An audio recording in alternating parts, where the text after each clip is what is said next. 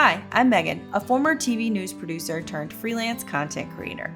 While searching for the elusive work-life balance, I realized I had built my life around my work when really it should be the other way around. So I clocked out of clocking in and decided to take on a workload that made sense for me and my family.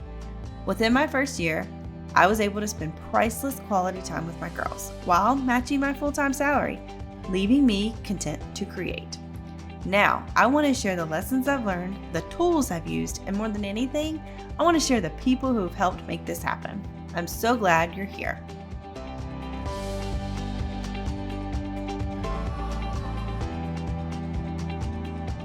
Dr. Mike, welcome to the Content to Create podcast. Thank you for joining me. Thanks for having me. We met many years ago in 2019 when I needed some chiropractic help when I was pregnant with my youngest. And since then, my family and I have followed you in your new business journey. And we are so thankful for the care that you provide us. And you've just been a really important part of my journey. So I wanted to bring you on. All right. Well, I'll try to give you a good show here or something like that. I don't know. Okay. All right. So tell me a little bit about yourself. Okay.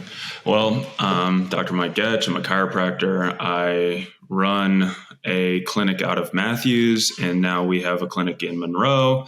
And so really we're treating patients with musculoskeletal pain, musculoskeletal injuries and conditions. So that can be anywhere from a car accident to a, simple back pain. So that's kind of my day job. However, I do have a lot of opinions on health and different things like that as well. And so it goes beyond just being a, standard run of the mill chiropractor. I would agree. And I think that that's why my family and I love you so much, is because we love your values. We love your mission, and we want to support you in that. But also we feel like we are getting whole care. So we appreciate that. Mm-hmm. One of the things, as I have grown as a business owner, is we hear like alignment, like business alignment. I think we forget, and I feel like I do, that it's important to have our bodies in alignment. And I feel like you know the importance of that. Right. So talk to me about that. Yeah. So a lot of times in our lives, things get pulled out of balance, whether that's through stress, whether that's through day-to-day activities. Our bodies and our health, we're trying to manage so many different things, and physically our bodies obviously get pulled in different directions, whether that's I have to sit in front of a computer for 8 hours and do work, or, more blue collar, I've got to, lift things that I probably shouldn't be lifting to get the job done. So a lot of times people put our physical bodies on the back burner because it's not a matter of life or death. But if it was like your heart, people probably wouldn't do what they do to their bodies and just kind of put it through the ringer, so to say. But I think that people are starting to see it more as a quality of life, and they want to have a higher quality of life. And so that's why, what I do is in such high demand, is because, people are realizing, like, if your physical body doesn't work, it doesn't really matter what you want to do. You just can't do it. Even if you have the healthiest heart in the world or the healthiest brain, if your physical body can't do anything, there's no enjoyment and no fulfillment in life. And so people are starting to see that more and more now, that I'm looking at. So what would be your recommendation for people that, I don't know, sit all day? I feel like we've had this conversation many a times. Yeah.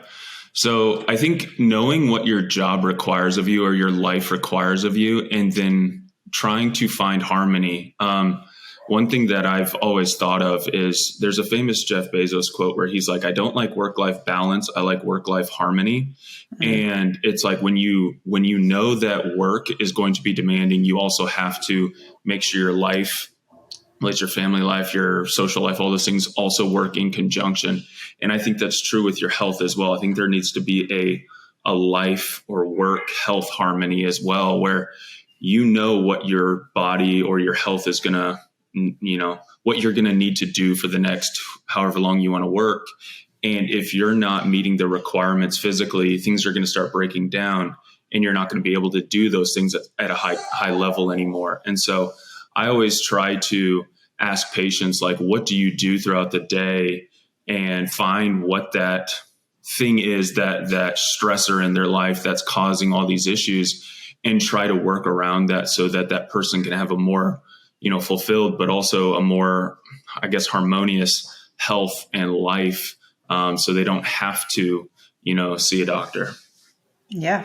So with that, trying to find that harmony, is it things like, I don't know, standing up throughout the day, or finding a standing desk, or like, what are some examples that we could do with that? Yeah. I have tried to give it like recommendations for like, okay, stand up every hour, or, get up and walk every 15 minutes, but that usually doesn't work for a lot of people. Right. And so what I've started to shift my recommendations to is, if you've got to sit for those 4 to 8 hours, however long, you need to do something physically with your body, whether that's get on a bike, whether that's, go work out. And usually for about a quarter or a fourth of the time that you're doing, at work. And so for a lot of people, that puts into perspective, like, I sit for 8 hours. Does that mean I've got to do 2 hours of activity?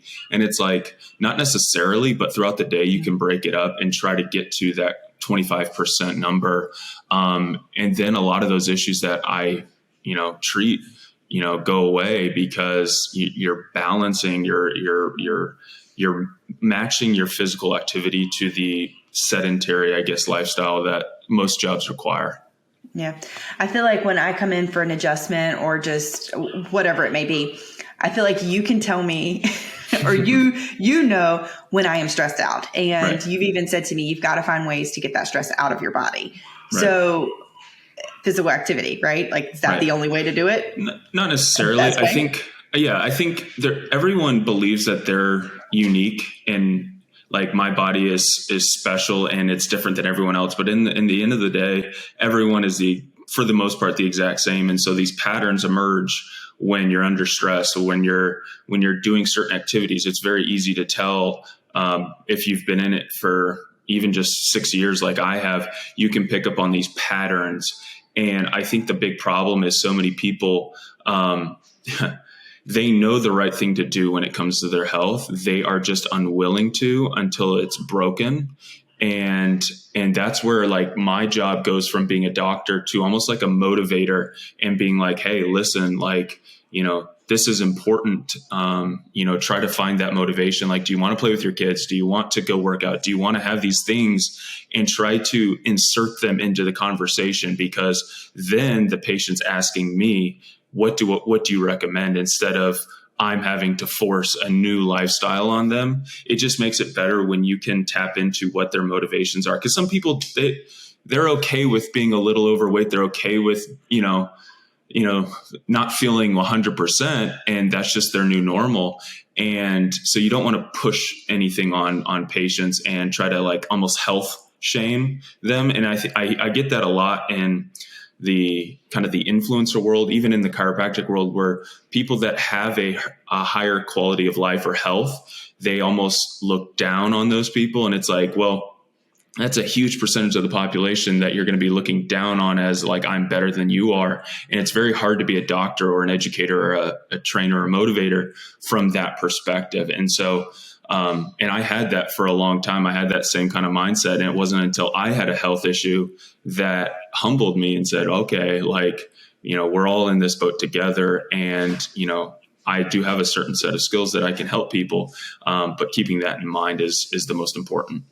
Yeah. Oh, that's powerful right there.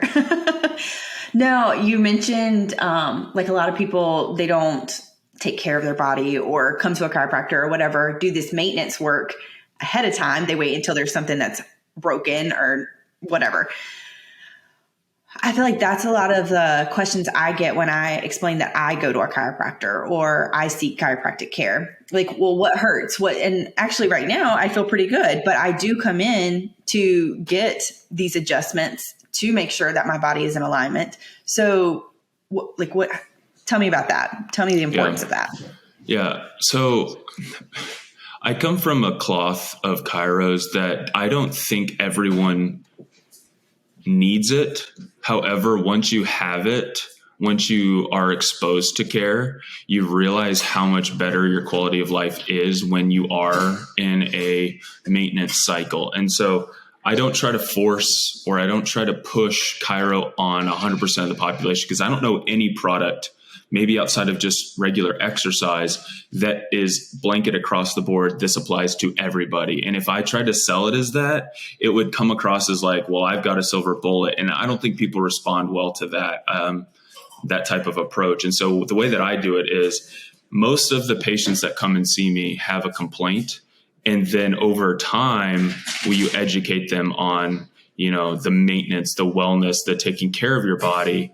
And it's not just chiro. Like, it's not like, oh, I've got the wellness taken care of because I go to a chiropractor. No, you also should exercise. You should stretch on your own, all these things. It's just, you should have somebody that has, like, that's their job. Like their job is your health. And so having somebody like that in your life, you can talk to them about so many different things, regardless of if it's just physical frame or musculoskeletal. It goes into stress management, it goes into diet, it goes into exercise. And that's where I really thrive, is slowly just trying to show people how important the maintenance is. But it's not like I try not to be dogmatic about it. But if someone, realizes like they need help, then absolutely, maintenance and wellness is good for anybody. It just doesn't have to be chiropractic. It could be, a certain type of exercise like yoga or Pilates or something like that. It doesn't have to be what I do, but what I do does help a lot of people. So this is called the Content to Create podcast. So where, like, thinking about body wise, like, where do we find ourselves being content? Like, when we're in alignment, when we are moving, like. Yeah, it's a good question.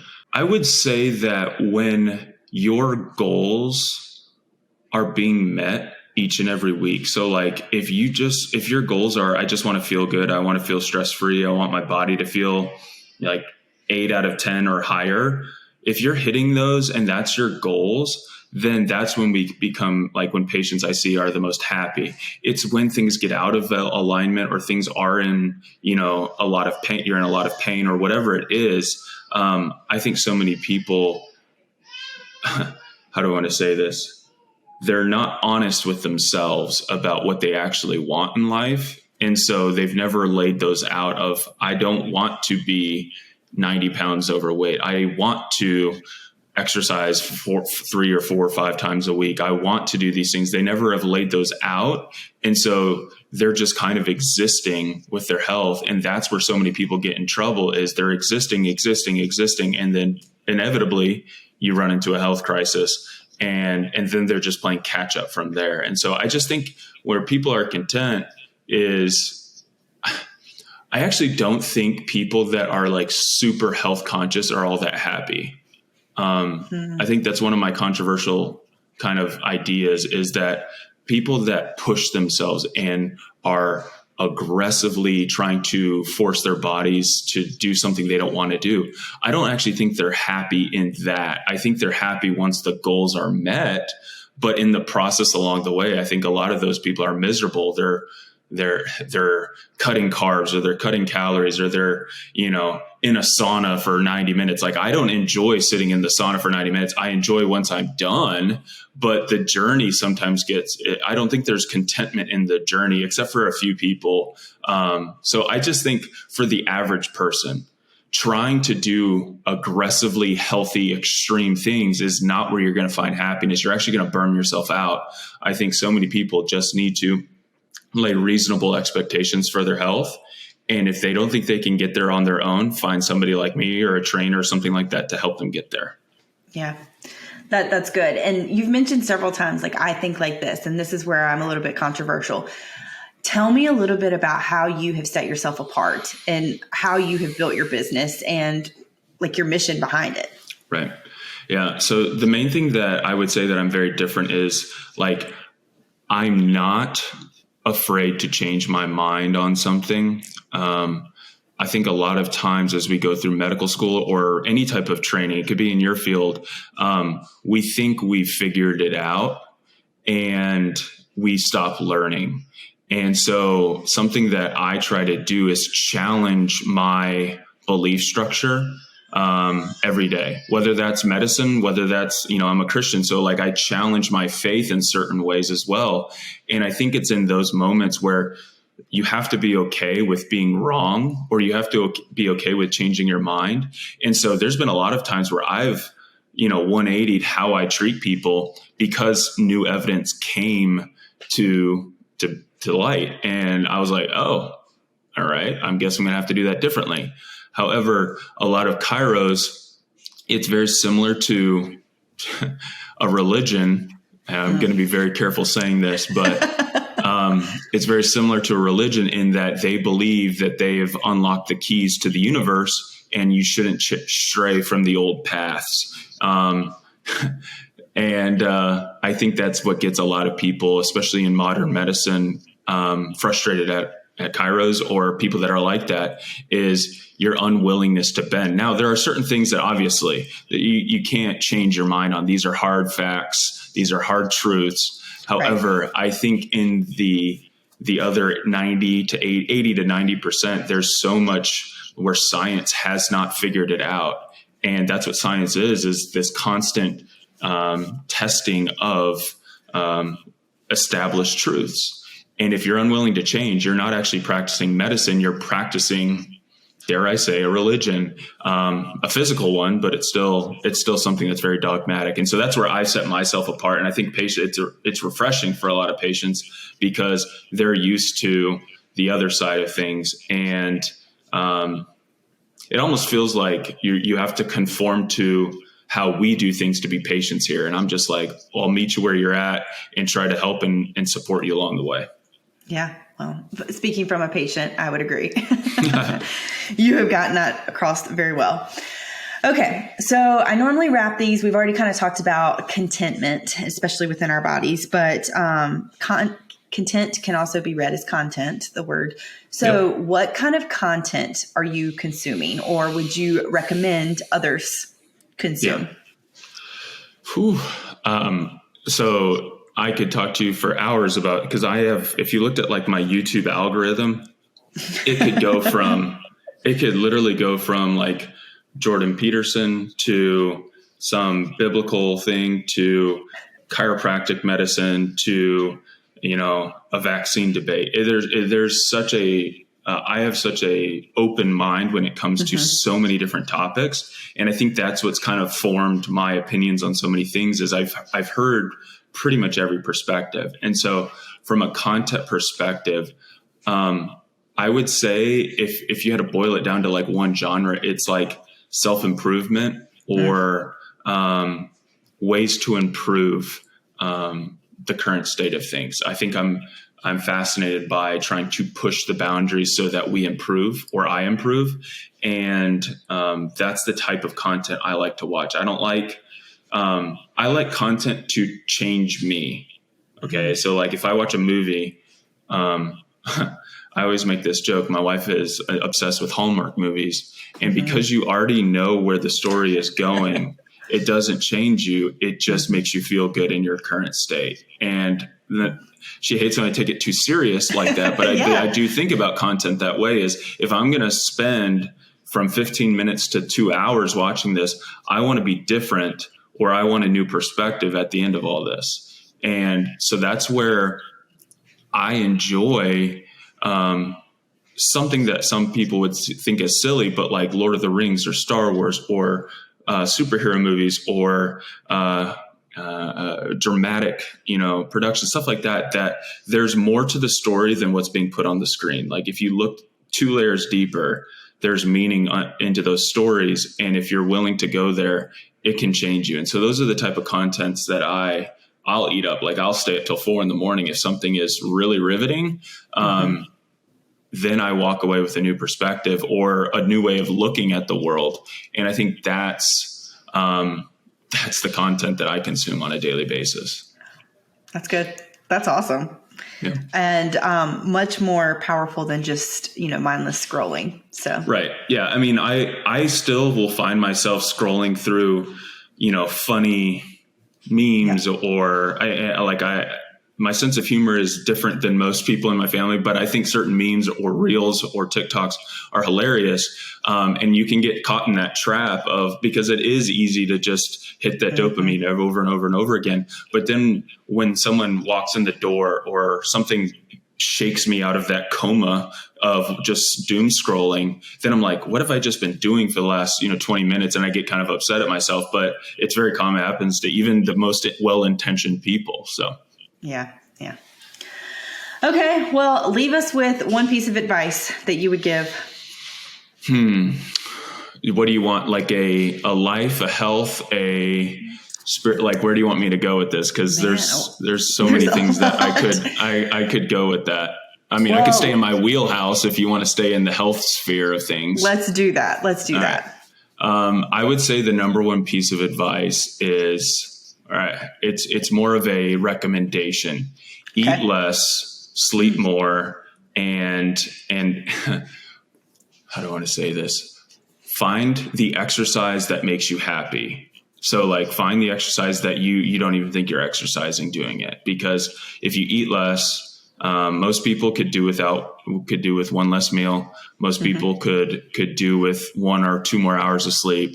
And most people could enjoy the hour of working out as opposed to I've just got to do it. There is exercise out there that you won't even think is exercise, but we're kind of sold. You either have to go lift weights, you have to go do cardio, or you have to go do Pilates. And it's like, no, exercise can just be like throwing a Frisbee or a football with your kids, and that movement alone and you do it consistently doesn't even feel like, so you're there for 2 hours and you're like, holy cow, and that is sufficient for your body. So I think so many people think health has to be a mundane, boring thing. And I think there is a lot of joy in finding what your body enjoys. And I love the sleep advice coming from the new dad.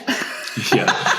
Well, he's finally starting to sleep at least 6 hours. And so I realized how important it was because I wasn't the same person just by a broken sleep cycle. And I think every parent would attest to that once they start sleeping through the night, you're like, this is the greatest thing ever. You almost feel like you're a superhuman now. So, but I do think also that you should experience those times of no sleep, or you should experience harder times from your health, because it forces you to recognize how bad it could get if you let it get out of hand. And then once you have it good again, you're very thankful, you're grateful for the full night's sleep, whereas before you just took it for granted. So yes. And like you were saying before, you've had this health journey where you've recognized and appreciate your health a whole lot more. Yeah. I mean, for me personally, like I had an arrogance of I'm the healthiest person that I know. And all of a sudden that went away in 24 hours and, almost dying, kind of being in a hospital for 4 days or 3 days, really put your priorities back in place. And I forget those lessons that I learned, back in August and September. I forget those, but every once in a while I'll get reminded of just how precious good health is. And you should really guard that, with everything that you've got. And so many people aren't really guarding it. They have decent health, like nothing's broken.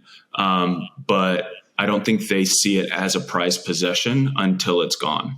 And I think that thinking about it in those terms can really refocus and reprioritize the things that are important in life. Well said, and a great way to end this. So thank you. Thank you so much for taking the time to do this today. I really appreciate it. And I appreciate you being a part of my journey.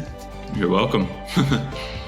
Thanks for joining me today on the Content to Create podcast. If this episode resonated with you, I'd love to hear from you. Send me a message. You can find me on LinkedIn or Instagram. I have both linked in the show notes. See you next time.